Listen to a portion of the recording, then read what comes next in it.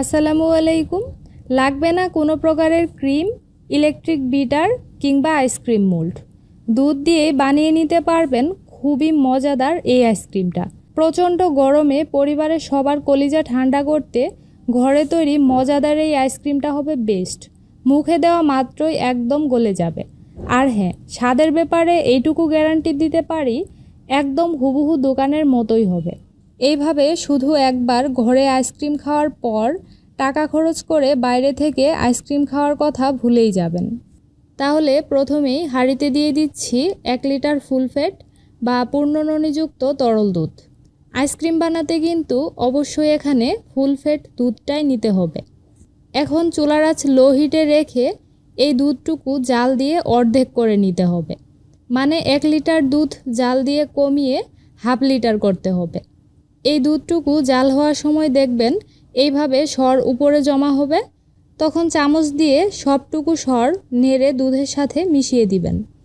এভাবে যখনই উপরে সর জমা হবে তখনই সরটা ভেঙে দিবেন। এতে করে দুধের সাথে সরটুকু মিশে ঘন হবে। আর এভাবে দুধ জাল দিয়ে ঘন করে আইসক্রিম বানালে খেতে অনেক বেশি মজা লাগে। আচ্ছা, এই দুধটুকু ঘন হতে এখনও কিন্তু বেশ খানিকটা সময় লাগবে। তাই এই ফাঁকে আমি বাটিতে 20 থেকে 25টার মতো নিয়েছি কাজু বাদাম।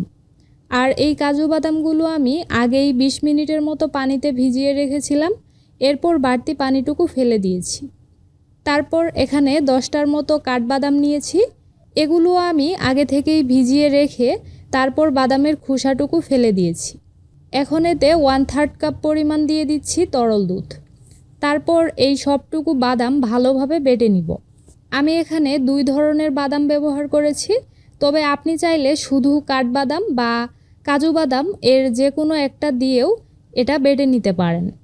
আচ্ছা, তারপর আমি অন্য একটা বাটিতে 2 টেবিল চামচ নিয়ে নিচ্ছি কাস্টার্ড পাউডার। এখন এতে পরিমাণ মতো দুধ দিয়ে ভালোভাবে গুলিয়ে নিব। কাস্টার্ড পাউডার যদি না থাকে তাহলে এর বদলে আপনি সমপরিমাণ কর্নফ্লাওয়ার দিতে পারেন। তবে এই আইসক্রিমে পারফেক্ট স্বাদের জন্য কাস্টার্ড পাউডারটাই সবচেয়ে বেস্ট হবে।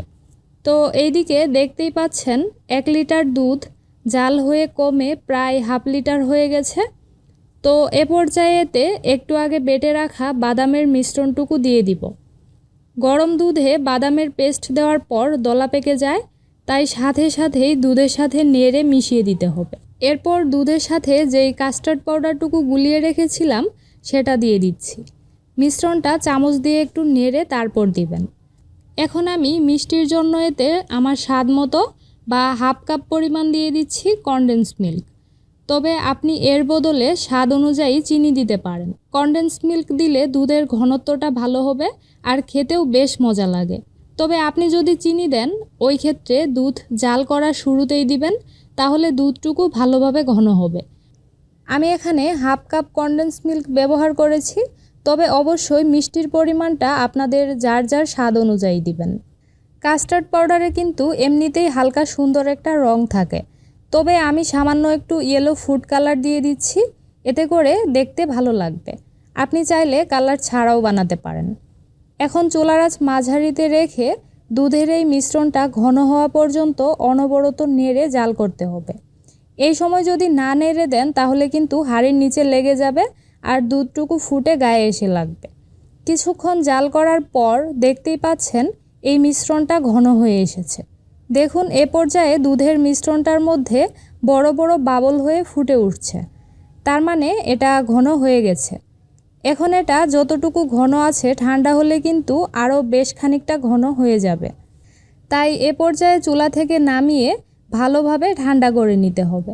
যখন খুব ভালোভাবে ঠান্ডা হয়ে গেছে সেই পর্যায়ে আমি বাটিতে সবটুকু মিশ্রণ ঢেলে নিচ্ছি। এরপর খুব ভালোভাবে ঢেকে দিব। এই মিশ্রণটুকু ডিপ ফ্রিজে 2 থেকে 3 ঘন্টার জন্য রেখে কিছুটা জমিয়ে নিতে হবে। একদম পুরোপুরি জমিয়ে ফেলা যাবে না। তো ফিরে এলাম 2 ঘন্টা পর। দেখতেই পাচ্ছেন বেশ খানিকটা ঘন হয়ে গেছে আর এটা ঠান্ডা হয়ে কিছুটা জমে গেছে। এ পর্যায়ে চামচ দিয়ে দলাগুলো একটু ভেঙে দিব।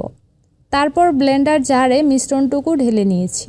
সবটুকু মিশ্রণ একেবারে এতে দিলে বেশি হয়ে যাবে, তাই আমি 2 বারে ব্লেন্ড করব। জারের ঢাকনাটা ভালোভাবে লাগিয়ে এখন এটাকে ব্লেন্ড করে নিব মিশ্রণটুকু একদম স্মুথ হওয়া পর্যন্ত। 1 থেকে 2 মিনিটের মতো ব্লেন্ড করলেই এটা ঠিক এরকম স্মুথ হয়ে যাবে। এখন যেই বাটিতে আইসক্রিমটা আমি জমাবো সেটাতে ঢেলে নিয়েছি। এই আইসক্রিমটা কিন্তু আপনি যে কোনো বাটিতেই জমিয়ে নিতে পারেন। এবার আমি পছন্দ মতো এর উপরে কিছু বাদাম কুচি দিয়ে দিচ্ছি। দেখতে ভালো লাগবে আর খেতেও বেশ মজা লাগে। আইসক্রিম জমানোর সময় যাতে উপরের দিকে বরফ না জমে তাই এটাকে ভালোভাবে ঢেকে দিতে হবে। আমি প্রথমে ফয়েল পেপার দিয়ে ভালোভাবে ঢেকে তার উপরে আবারও ঢাকনা দিয়ে ঢেকে দিয়েছিলাম।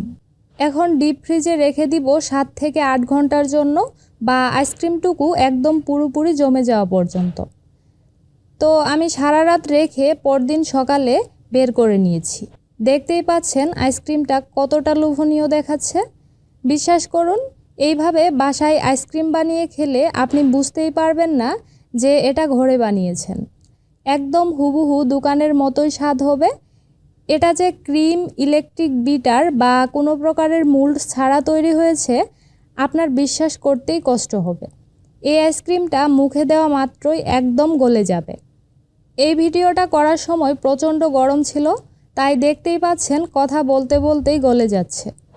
দেখতে যতটা লোভনীয় দেখাচ্ছে খেতেও কিন্তু ভীষণ মজার।